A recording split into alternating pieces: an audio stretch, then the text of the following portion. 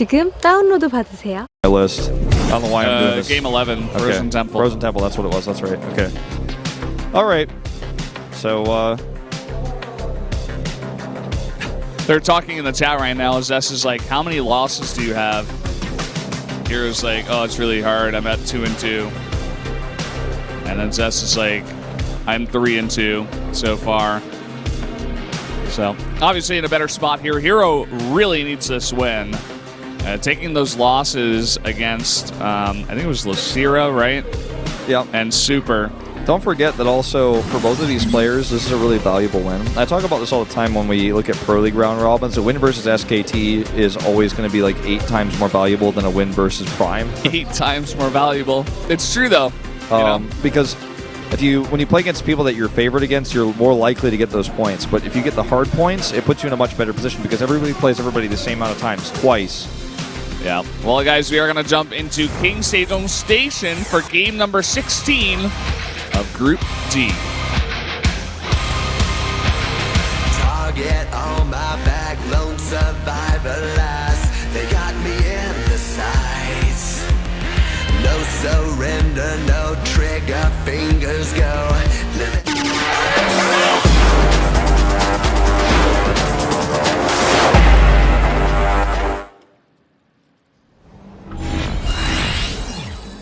Here we are on KSS King Sejong Station.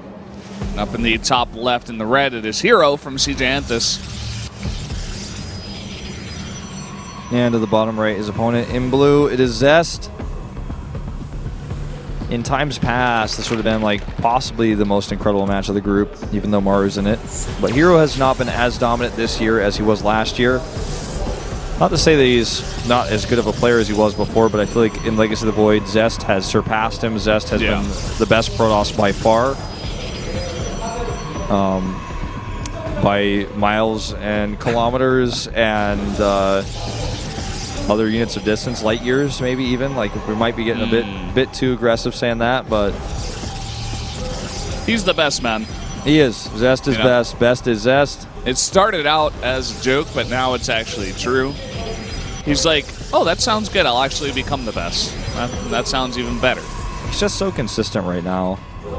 And consistency is one of the reasons why you know a player is the best. Because anyone can lose to anyone on in a best of one or a best of three. But like Super, right? I mean, it's true. Happens.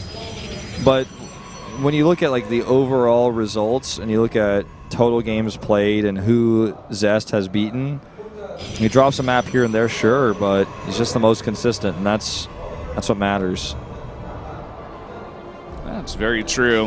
And I'm very curious to see how these two players are going to play out this map. This is herO's map choice, and that doesn't really surprise me. herO has always been a big fan of this map. He played a ton on this map in Heart of the Swarm.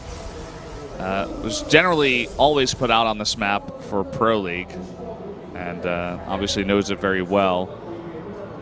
But this is going to be a mirror matchup. I want to see what kind of builds these guys want to go for. Yep, it's a Stalker opening for herO versus the Adept opening for Zest, which means it's more likely a tech opening for Zest, and herO could be doing something aggressive, or at least feigning pressure into a Nexus. And obviously Zest with the Adepts will have the ability to scout a little bit more than what herO is going to be able to do with these Stalkers, because they just simply can't get into the main base. The Mothership Core, however, will be able to get a little bit of information just simply because it's a flying unit and is up against Adepts. He sees the Adepts on his way over too, so that's important. And he wants to go and check and see if there's a Nexus while he drops his with the Stalkers I was mentioning before. Denied. You're not getting into the base of herO. Now he's on the chase here. He could do a bit of damage. Ooh, trying to snipe this Nexus probe as well. He almost gets it. Not going to be able to do so, though. So, looks like a missed shade over here for Zest.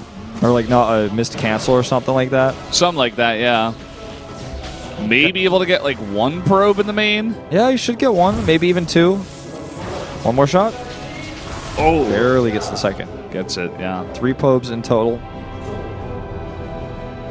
Actually, I guess one of those was the probe that died scouting, but Immediate recall, but he does scout that Stargate. Very important information here for herO. Look at notice the placement of his pylons. They're placed in such a way that if the Oracle commits, 2 pylons can overcharge and kill the Oracle.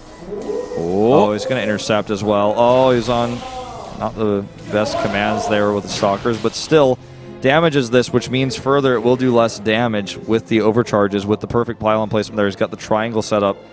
And this is the pressure I was talking about when you go for Stalkers instead of Adepts. You have 2 more Stalkers. And if you commit to that first attack, you can do a lot. Okay. Both players kind of standing there. No, they're both so focused on what's going on over here. Good micro here so far from herO, forcing targets to be used, and actually he doesn't kill that Stalker, despite the fact that he had that second overcharge.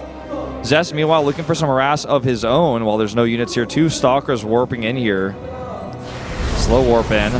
Finally gets in. Yeah, he's going to be able to hold this off, and the Stalker pressure at the front of...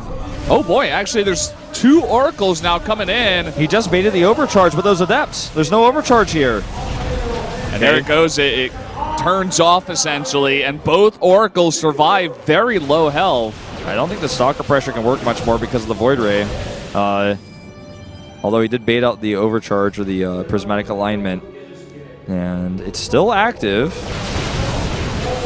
Yeah, and no blink here for herO. So now just looking at this, he has to go home. Even though he is behind, he's still only on 22 probes.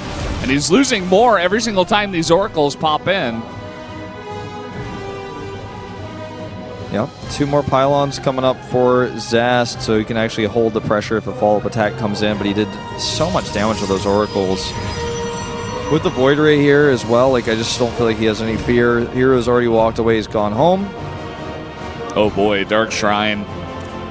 Win behind. Yeah, I mean, he knows his opponent already has Oracles on the map. The Dark Shrine is nice for the map because you can get them into the main if you drop them, and they can be very annoying to deal with for sure, but overall it feels a little bit desperate to me. I would much rather he just play it straight up from behind, and like maybe he try to take an earlier third base, take a risk somewhere else, but the Dark Shrine for me is it's not doing it for me.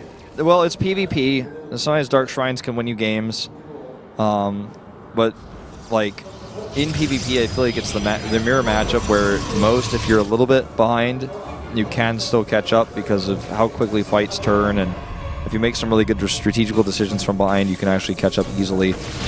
The Dark Shrine may save him here on the defense, actually. As herO doesn't have an Observer with his RB yet. He does have 2 Oracles, however, and the Observer is on the way. 2 DTs being warped in on the attack, on the aggressive here at a pylon, so it's going to be slow. 3 Stalkers getting caught, too. I love the fact that Zest, really nice force fields here. He's going to be able to take out all 3 of those Stalkers, but he always pressures when he goes for a third base, specifically against Terran, but also here against Protoss. Look at how quickly you saw that on the map. GG. That's it. Wow. He knew. I mean, it was a gambit, right? Hopefully you don't have observers. Hopefully you don't have detection. Well, it's Zest. He's going to have it. He takes it out. And it's an away win. His 3rd away win of the group. So massively favored, as you already mentioned, to get out of the group in first place at this halfway point. Yeah. Zest doing really nicely so far, whereas herO 2 and 3 kind of hanging on there, but nobody else really. I guess Lucira has 3 wins so far. And 1 away win, which is helpful. It takes 6 wins to get out. And it took me a whole group to figure that out, but actually, like after we went to second group, I was like, oh, that's it. It takes 6 wins to get out and 6 wins to be eliminated. Yeah. And we potentially could have 5s and 5s. But we are going to have a break coming up here, guys. And it's actually going to be after we take a look at these standings. So just keep that in mind. It's going to be about a 30-minute break. But here are our standings, as mentioned. Zest in first, Lucira second, Maru a close third, but he doesn't have the away win. Yeah, and herO sitting at the bottom, actually, because he's tied with Reality and Super at 2 and 3, but he has no away wins. So really needs to pick some of those up here in the second half. Yeah, and 4, 5, and 6, they have 3 lives left, essentially. Same with Lucera, but the away win makes it less likely that he'll be eliminated in a tie.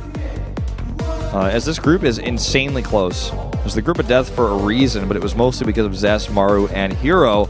But the rest of the players are putting up a fight, and I mentioned earlier that a lot of people are thinking Lucera might get out of the group. You know, he was going to be the guy, and I was a doubter, but he's looking okay. You know, we're far from over. We're only at the halfway point, but he looks solid.